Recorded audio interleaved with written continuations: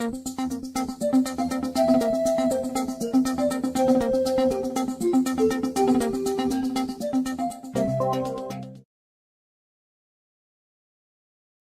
start our overview of the grant process by looking at the term grant. A grant is a form of financial assistance that supports a public purpose. A grant must be in the form of money or property in lieu of money. The term grant can be used to describe both grants and other types of agreements, such as cooperative agreements. Grants are made by the federal government to an eligible recipient. Perhaps the grant terminology will make more sense when we look at what a grant is not. A grant is not technical assistance, which is a service and doesn't contain a financial assistance component.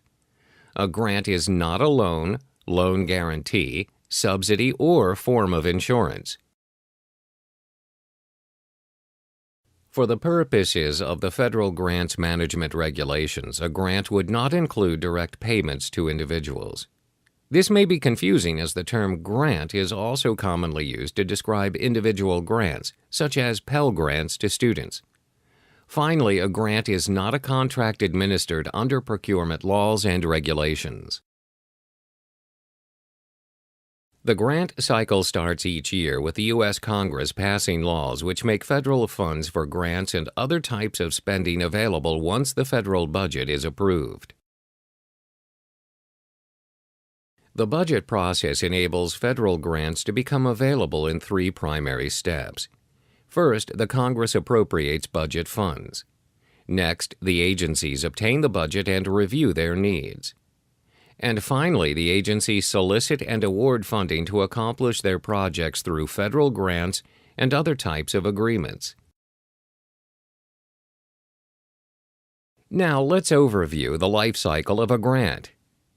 Once federal funds become available, the agency will post the grant information on sites such as grants.gov.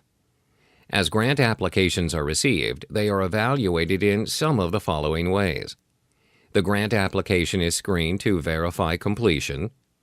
The applicant may go through various reviews to test for technical merit, business controls, and other potential issues such as conflicts of interest.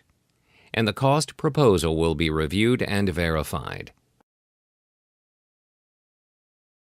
When a grant proposal has been funded, the grant recipient will receive a notice of the grant award. The notice will alert the grantee that an award has been made and that funds may be available. The notice will also contain such items as the terms and conditions of the award, an account number for the grant, the period of performance to accomplish the work, and the dollar amount of the award. The grant will also require regular financial status reports or FSRs to report expenditures. Significant variances to the original agreement must be reported and explained. Now let's look at some of the things that happen during the life cycle of the grant. Progress reports and other types of required reporting need to be managed through the life of the program. Sometimes a grant recipient may need to extend the time period of the grant from one time period to the next. This may be done through a request for carryover or an application for continuation. Finally, closeout is the term used to describe the completion of the funding process. Extensions may be requested for cost, which includes additional funds, or no cost, which involves a time extension without additional funds. Extensions generally require agency approval. A supplemental application may be used when additional funds are requested for the purpose of expanding scope on a new or competitive award, or administrative increases for increased costs or scope.